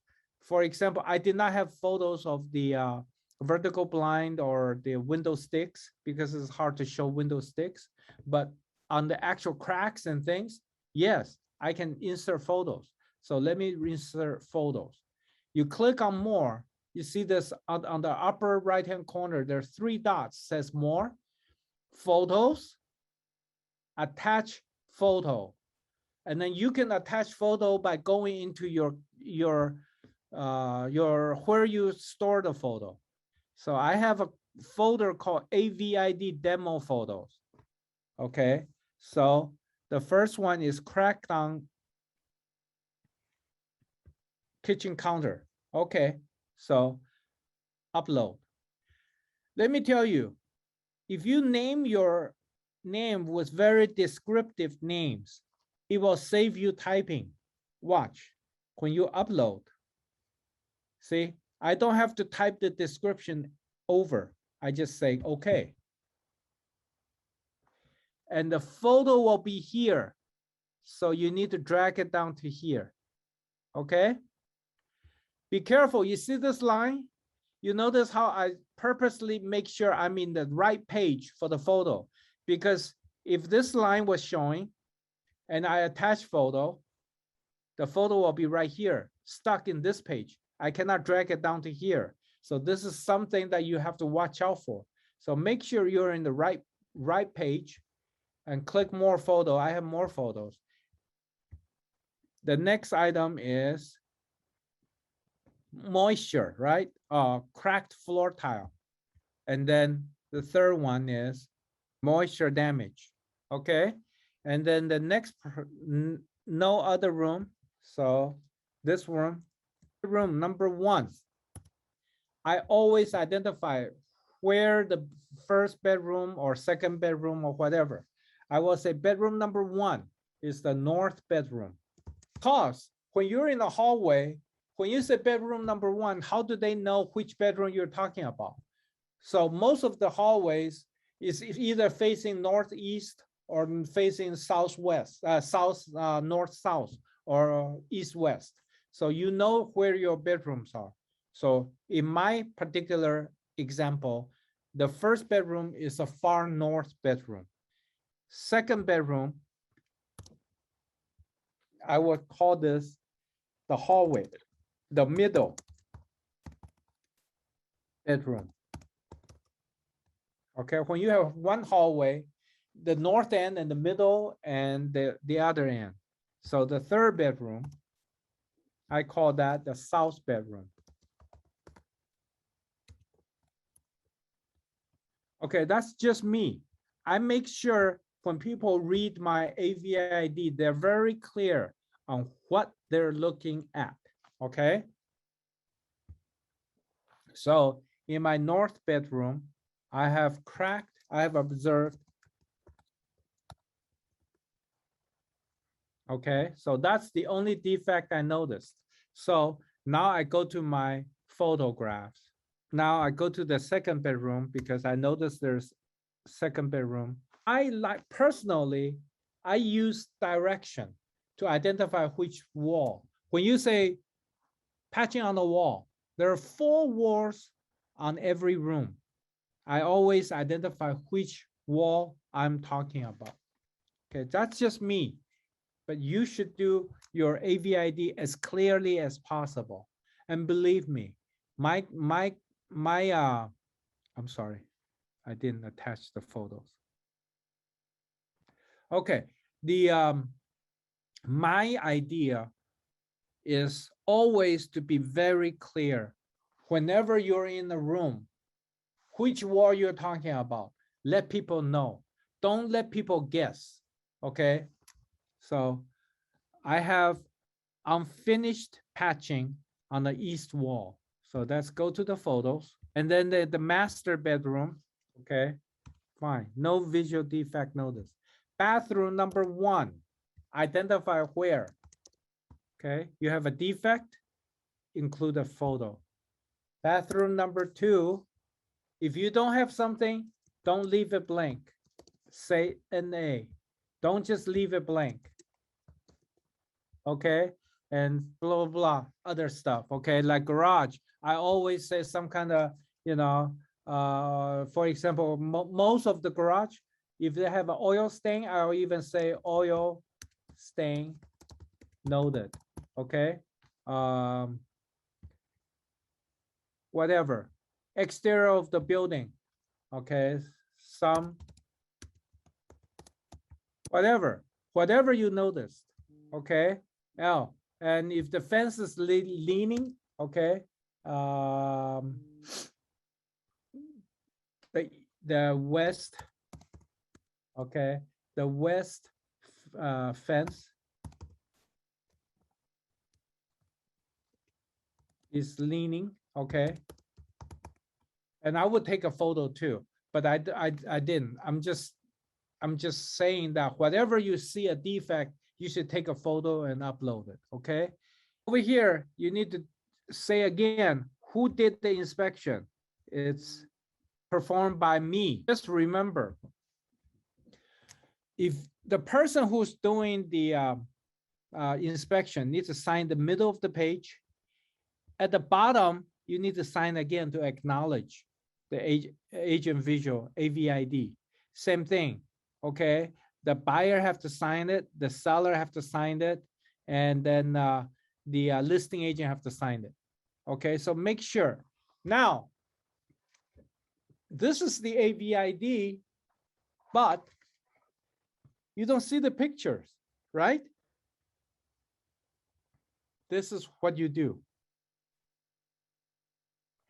You're in the form, says save as PDF. It is saved to my transaction, save in transaction, save.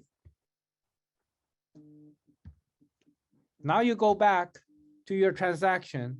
You see this? This is a PDF. Now you click on it, you can see your entire report. You will see the actual report, okay? And you see the photo. After the report, you see the photo. There is a crack. Photo number 1, crack on the kitchen countertop. You see that? The crack. Photo number 2, water or moisture damage on the kitchen wall. Moisture damage on wall under the kitchen sink. Okay, you have a couple of cracked tiles, or 3 actually. You have cracked tiles. Photo number 3, cracked floor tiles in the kitchen. You see, it's multiple, 1, 2, 3. I don't know if you can see it clearly, but anyway.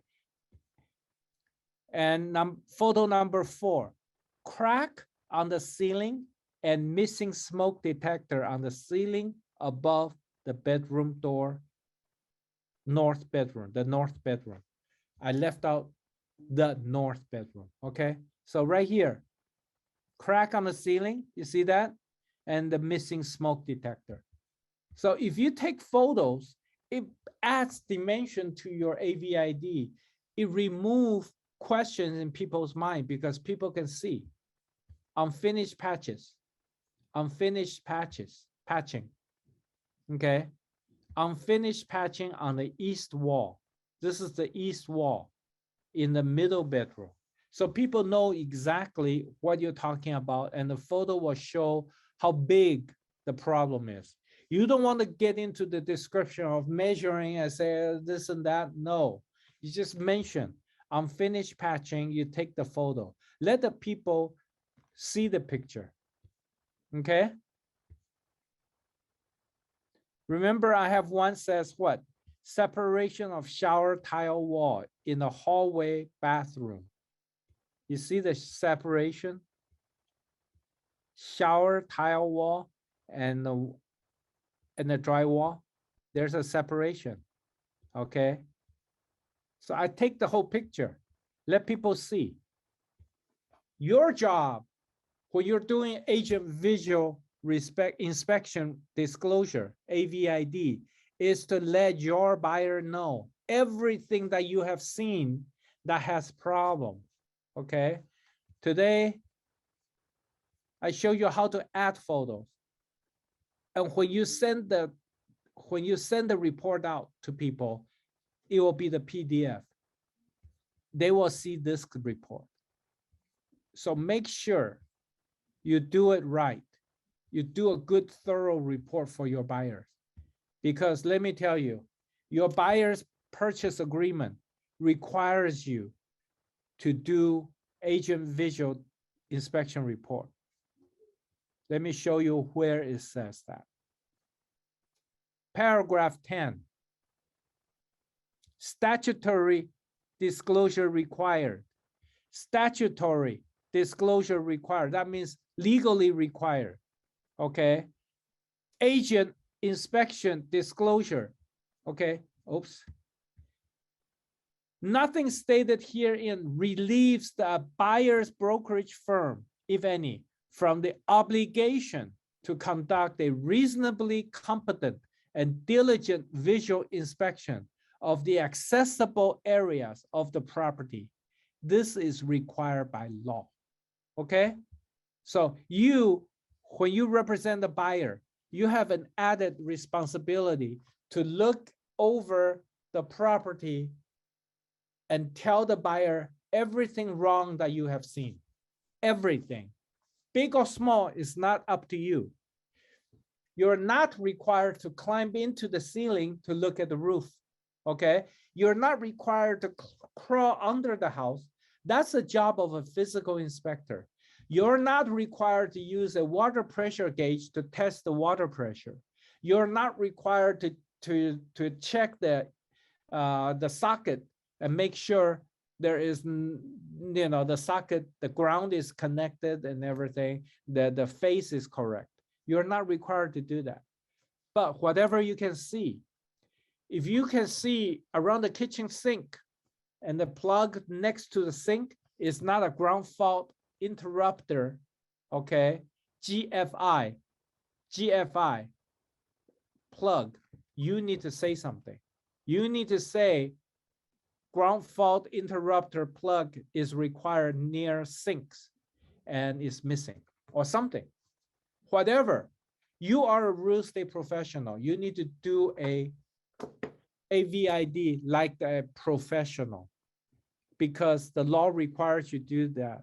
And if you want to make sure you can read statutory and other disclosures, okay, in this language right here on 10A2 to talk about it. Why does it specifically say that nothing stated herein relieves the buyer's agent or buyer's brokerage? Because it says some sellers are not required to do TDS, SPQ. Some sellers are not required, but no matter what, the buyer's agent must do one. That's basically 10A2 says, must do a diligent, okay, reasonably competent and diligent visual inspection. That means a normal human being with their eyes open can see any defects. So that includes what? Includes stain on the wall, because you don't know what caused the stain, okay? But you don't make identification like, for example, if there is a black substance in the kitchen, in the bathroom, between the tub and the wall, you don't say mold because you don't know if it's mold or not. You just say black substance noted. Take a photo and show it. That's your responsibility. Once you take the photo and show it, the buyer can see it. You've done your job and you have done the best job you can.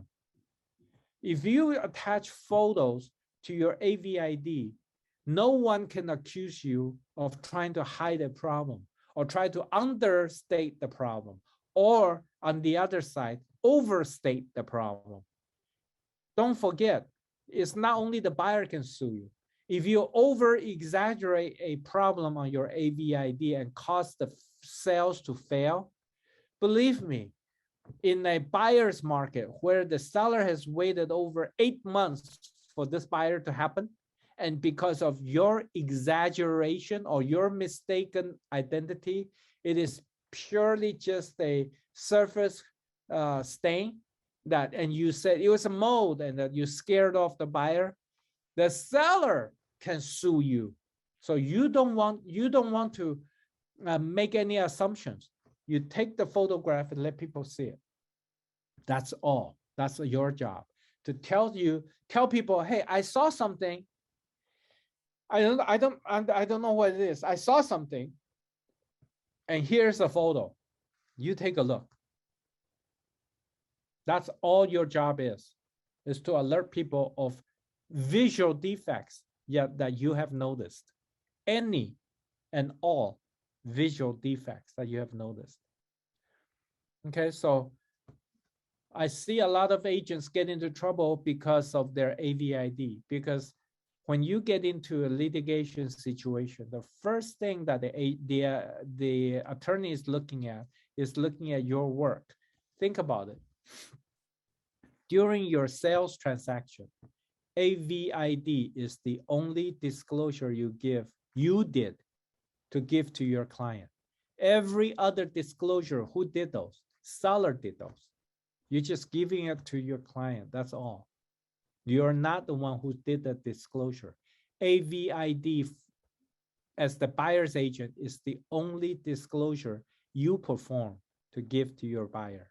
So do it thoroughly and do it with a photo, okay?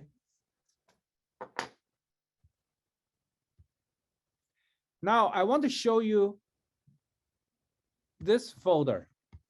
You see this folder on the bottom? I'm sorry. Let's go to my transaction and go to the documents. You see, there's this folder. This folder, if you open it, remember the document we have signed, the 2 documents? They're here. So in a transaction, if you send out e-signatures 4 times, you will have 4 folders like this.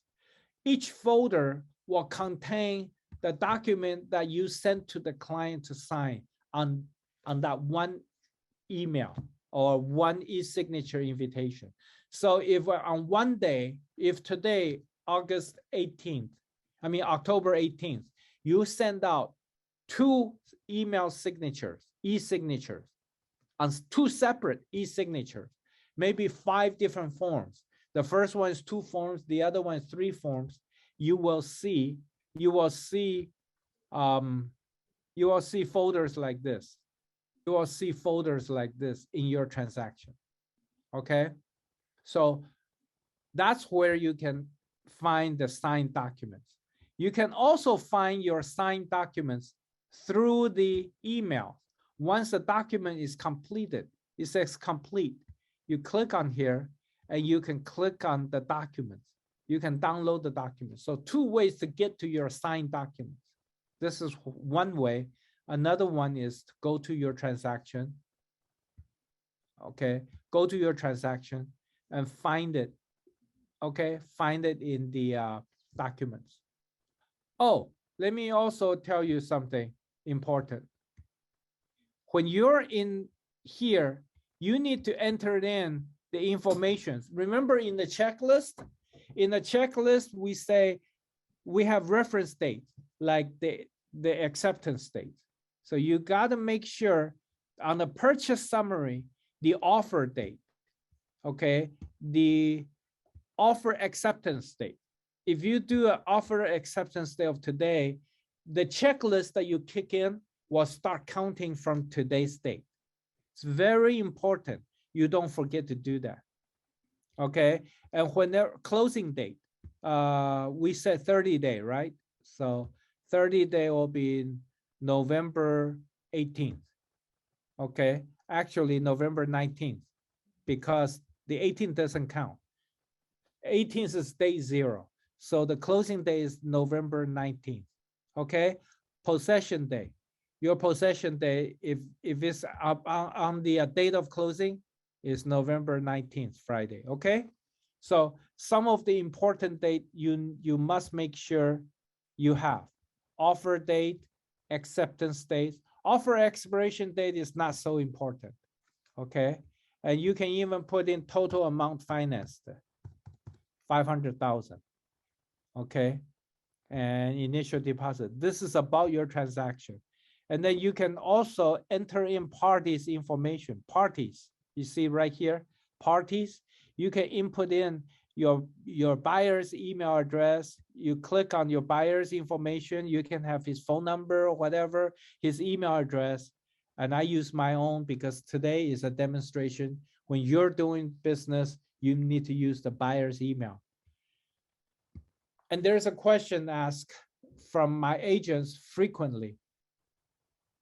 If my buyer has a husband and wife, do I use the husband's email or the wife's email?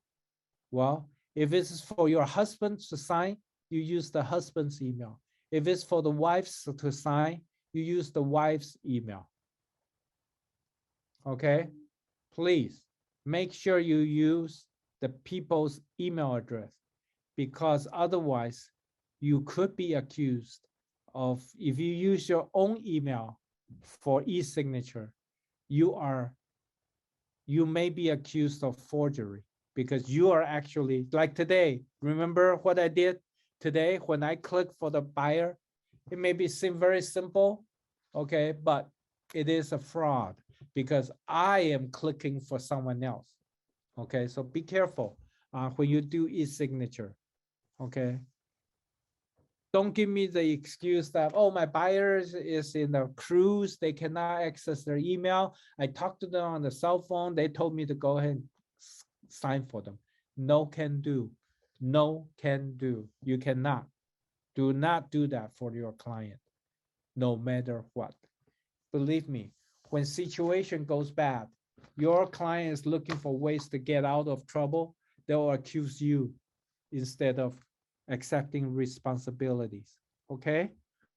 Let me stop share and I'll start taking some questions. Was there any chat? Was there any question on the chat? Yes, I think there was one on trust. Hold on. First name John, middle name R, last name Chen. Trustee? I'm sorry. No. Let me ask to unmute her. Grace Chen. Grace Chen, did you have a question on trust? Yeah, do we put the trustee in the last name column? Okay, if it's a trust, I would use the seller's first and last name, comma, trustee. For example, if it's a Brian Chen trust, I will put the seller's name as Brian Chen, comma, trustee, because otherwise you will not be able to do the e-signature correctly. If you say Brian Chen trust, a trust cannot sign. You should do, if the signer is Brian Chen, the trustee of Brian Chen Trust, you simply put in Brian Chen, comma, trustee. And then you need to do a RCSD, representative capacity signature disclosure.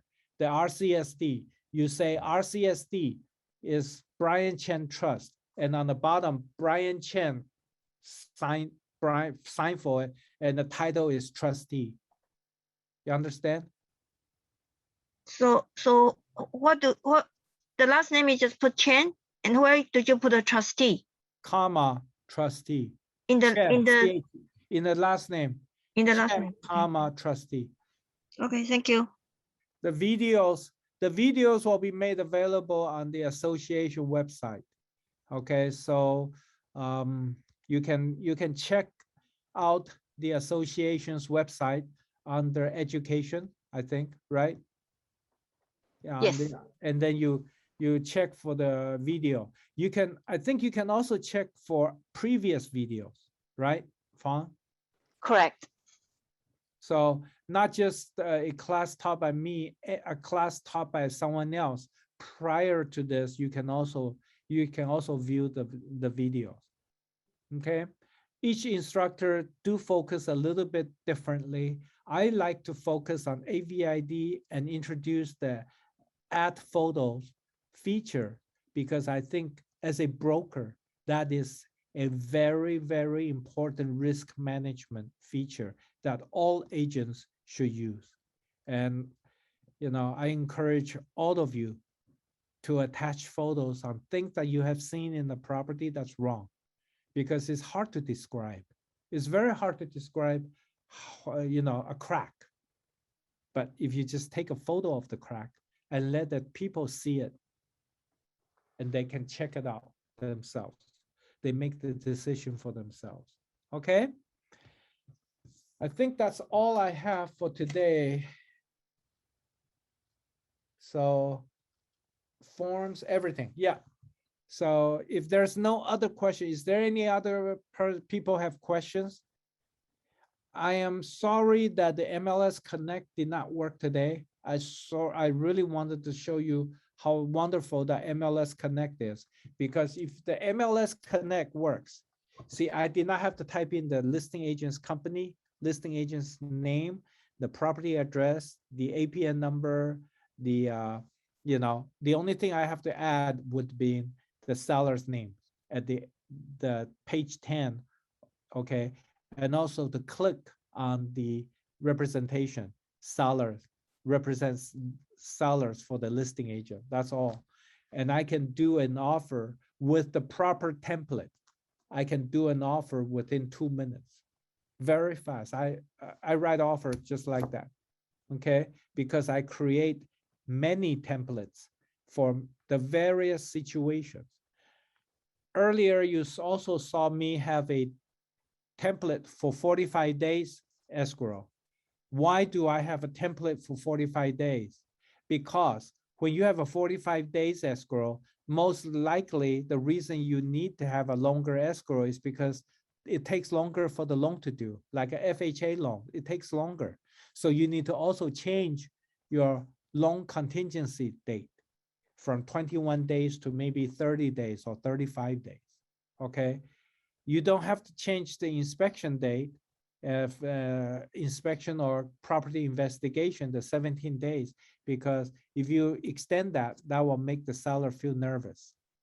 Because nowadays, many sellers even try to shorten your contingency dates. But be careful. Whenever you shorten the contingency dates, you also have to change the timing of you do everything, okay? For example, if you have 17 days to remove contingency and the seller has 7 days to give his disclosure, and if the seller says, I want you to remove buyer investigation contingency in 10 days, in those kind of cases, I would tell the seller, I would tell the seller, you need to, all sellers disclosure, and I will write it in a counter offer. All sellers disclosure are due within 3 days. Why? You need time for the buyer. You need to give buyer the time to read all of the disclosures and to satisfy themselves and to ask follow-up questions. So if the seller wants the buyer to remove property investigation in 10 days, then the seller should give you all of his disclosure within 3 days. That's only fair. Give your buyer a week to read over all those inspection reports and to ask any additional questions. Give time to ask to the seller and give seller time to answer back, okay? So just remember, anytime the contingency dates are changed, your seller's disclosure and everything need to be also changed, okay? I do see some familiar faces from my company. Hello, my agents. So for the rest of you, it's been my pleasure to spend the time with you. If no more questions, I think I can turn the class over to Fong to probably end the class a little bit earlier, 12 minutes Yes. earlier. Any other questions? Too I bad do. the MLS Connect didn't work. I do have a question directed to me. I think they probably sent it to the wrong person, but it says if the property sells for as is condition, do they still need to fill out the AVID form? Oh, absolutely. Yes. Even though the property is sold as is, the property sold as is means you still have a disclosure responsibility, just like the seller. Seller still need to give the TDS, SPQ, and the listing agent and the buyer's agent also still need to give the AVID, because the buyer still need to be aware of all of the problems this property may have, all the defects. The buyers still need to know all these problems. Just remember, when you represent the buyer, you are held at a higher standard for disclosure, because your main responsibility is to who? To your buyer. So you must protect your buyer's best interest. Therefore, you must be totally open and honest about the property condition with your buyer. You never hide any problems to your buyer. Any other questions? Nope. In that I case, think that's it. have a Thank wonderful you. day, everybody. Bye-bye.